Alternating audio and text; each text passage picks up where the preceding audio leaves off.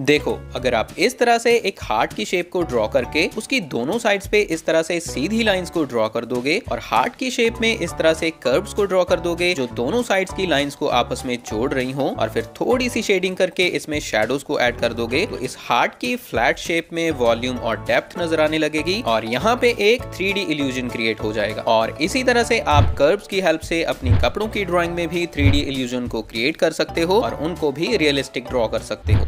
चलो, अब मैं आपको बताता हूँ कि इस कमीशन ड्राइंग में जो कपड़े मैंने ड्रॉ किए हैं, इस तरह से रियलिस्टिक कपड़े ड्रॉ करने के लिए आपको क्या क्या करना है। बट उससे पहले मैं आपको ये बताता हूँ कि आपको क्या क्या नहीं करना है। तो आपको बेसिकली बस दो चीजें नहीं करनी है। बिगिनर्स ज्यादातर कपड़ों को ड्रॉ करने के लिए इस तरह से सीधी सीधी लाइंस ड्रॉ करके और अपनी इमेजिनेशन से ही इस तरह से शार्प कॉर्नर्स बना के बहुत फ्लैट सी शेप बना देते हैं जो बहुत कार्टूनी दिखाई देती है, बिकॉज ऐसी शेप्स में ना ही कोई फोल्ड नजर आता है और ना ही किसी तरह की डेप्थ और वॉल्यूम। कुछ बिगिनर्स फोल्ड्स को बनाने की कोशिश तो करते हैं, बट फोल्ड्स की जगह इस तरह से डार्क लाइंस को ड्रॉ कर देते हैं जिससे ड्रॉइंग और ज्यादा फ्लैट और अनरियलिस्टिक लगने लगती है। तो आपको ये दोनों चीजें बिल्कुल नहीं करनी है। अब ट्यूटोरियल स्टार्ट करते हैं और अब मैं आपको बताता हूं कि आपको क्या क्या करना है और उसमें कर्व्स का क्या रोल होता है। अगर आप मेरी इस ड्राइंग को देखो तो इसमें कपड़े रियलिस्टिक इसलिए नजर आ रहे हैं क्योंकि इनमें मैंने फोल्ड्स को सही से बनाया है, और फोल्ड्स को सही से बनाने के लिए जरूरत पड़ती है कर्व्स की। अब मैं इन कपड़ों की आउटलाइंस को ड्रॉ करना स्टार्ट कर रहा हूं। पहले मैं रेफरेंस फोटो को अच्छे से ऑब्जर्व करूंगा। अगर हम इस लाइन को ही देखें तो ये इस तरह से बिल्कुल सीधी नहीं है, इसमें कई जगह पे कर्व्स हैं, और अगर मुझे इस ड्राइंग में कपड़ों पे फोल्ड्स को दिखाना है तो मुझे इन कर्व्स को भी ड्रॉ करना ही पड़ेगा। तो अब मैं साथ साथ रेफरेंस फोटो को देखता रहूंगा और धीरे धीरे इस लाइन को कर्व्स के साथ ऐसे ड्रॉ करता रहूंगा, और मैं इसको बिल्कुल पेशेंस के साथ ड्रॉ कर रहा हूँ, बिल्कुल भी जल्दबाजी नहीं कर रहा हूँ।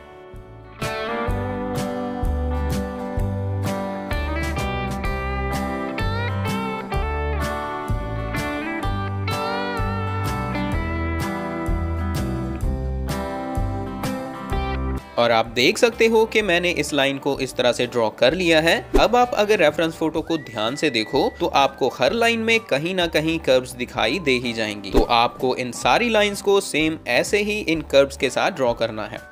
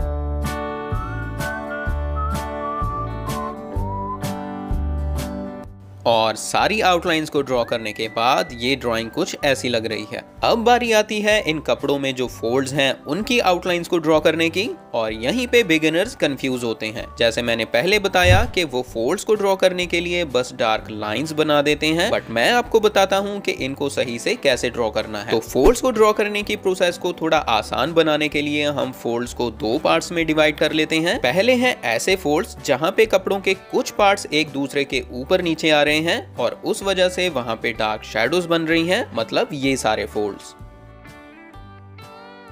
और दूसरे हैं ऐसे फोल्ड्स जहां पे कपड़ा थोड़ा सा नीचे की तरफ दबा हुआ है और उस वजह से वहां पे उतनी डार्क तो नहीं बट हल्की हल्की सी शैडोज बन रही हैं, मतलब ये वाले फोल्ड्स। तो पहले मैं आपको फर्स्ट टाइप वाले फोल्ड्स की आउटलाइंस को ड्रॉ करके दिखाता हूं। तो इनको ड्रॉ करने के लिए भी पहले मैं रेफरेंस फोटो को ध्यान से ऑब्जर्व करूंगा। जैसे कि अगर आप इस फोल्ड्स की लाइंस को देखो तो ये भी बिल्कुल स्ट्रेट नहीं है, इसमें भी आपको कर्व्स दिखाई देंगी। और मैं अपनी ड्राइंग में भी इस फोल्ड्स की लाइंस को कर्व्स के साथ ही ड्रॉ करूंगा, इस तरह से।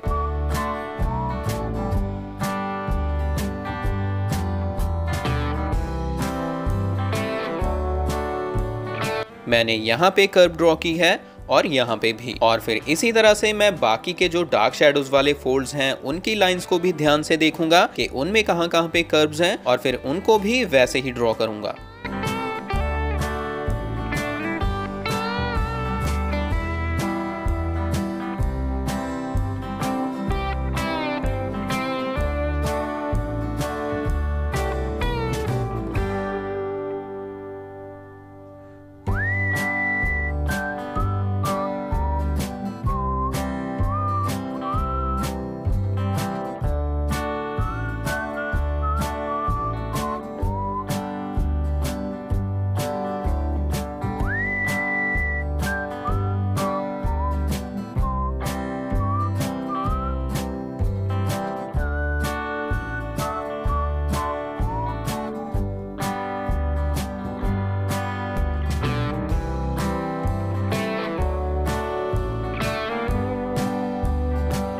और अब आप देख सकते हो कि इन फोल्ड्स की आउटलाइंस को ड्रॉ करने के बाद हमारी ड्राइंग इस तरह से नजर आ रही है। बट सेकंड टाइप वाले फोल्ड्स की आउटलाइंस को ड्रॉ करने के लिए मैं ज्यादातर लाइंस को ड्रॉ नहीं करता, बिकॉज आप देख सकते हो कि इन फोल्ड्स की कोई क्लियर बाउंड्रीज नहीं है, ये बस शेडोज की वजह से ही नजर आ रहे हैं। तो मैं भी इनकी बाउंड्रीज को दिखाने के लिए इनकी आउटलाइंस की जगह इस तरह से हल्की हल्की शेडिंग करके इनकी हल्की हल्की शेप्स को ड्रॉ कर लेता हूँ, ताकि मुझे शेडिंग के टाइम पता चलता रहे कि कौन से फोल्ड की शेप कैसी है और मुझे कहाँ पे शैडोज दिखानी है। और अगर आप मेरी इस शेडिंग को भी देखो तो यहाँ पे भी मैं सीधे सीधे स्ट्रोक्स के साथ शेडिंग नहीं कर रहा हूँ, यहाँ पे भी मैं कोशिश कर रहा हूँ कि मैं कर्व्स को ड्रॉ करूँ।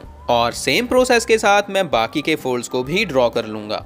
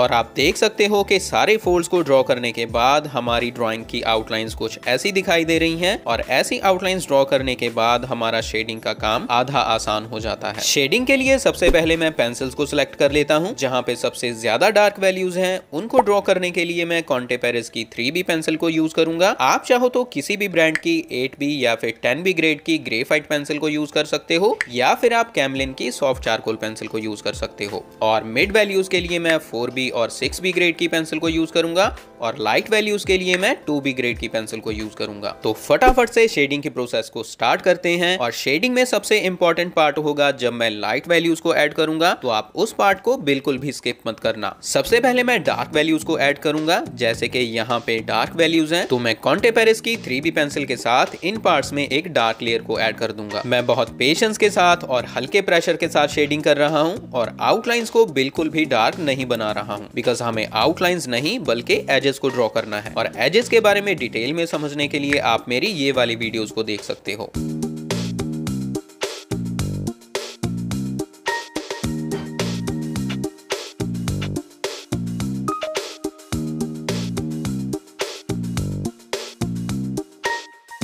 डार्क वैल्यूज को ऐड करने के बाद अब मैं मिड वैल्यूज को ऐड करूंगा, बिकॉज मुझे कॉन्टे पेरिस की 3B पेंसिल को ग्रेफाइट पेंसिल के साथ थोड़ा मिक्स करना होता है, तो मैं पहले मिड वैल्यूज को ऐड करता हूँ। तो इसके लिए मैं 4B और 6B ग्रेड की पेंसिल्स को यूज करूंगा। इस तरफ थोड़ी डार्कर मिड वैल्यूज हैं, तो मैं यहाँ पे 6B ग्रेड की पेंसिल के साथ शेडिंग करनी स्टार्ट करूंगा, और इस तरफ जाते जाते मिड वैल्यूज थोड़ी हल्की हो रही हैं, तो यहाँ पे मैं 4B ग्रेड की पेंसिल के साथ शेडिंग करूंगा। देखो, बहुत सारे आर्टिस्ट पहले पूरी ड्राइंग में लाइट वैल्यूज के साथ एक बेस लेयर बनाते हैं और फिर उसके बाद मिड वैल्यूज और डार्क वैल्यूज को ऐड करते हैं, और आप भी वैसे ही शेडिंग कर सकते हो। बट मैं काफी टाइम से डार्क टू लाइट वाली अप्रोच के साथ शेडिंग कर रहा हूं, तो इसीलिए मैं इस ड्राइंग में भी आपको इसी अप्रोच के साथ शेडिंग करके दिखा रहा हूं।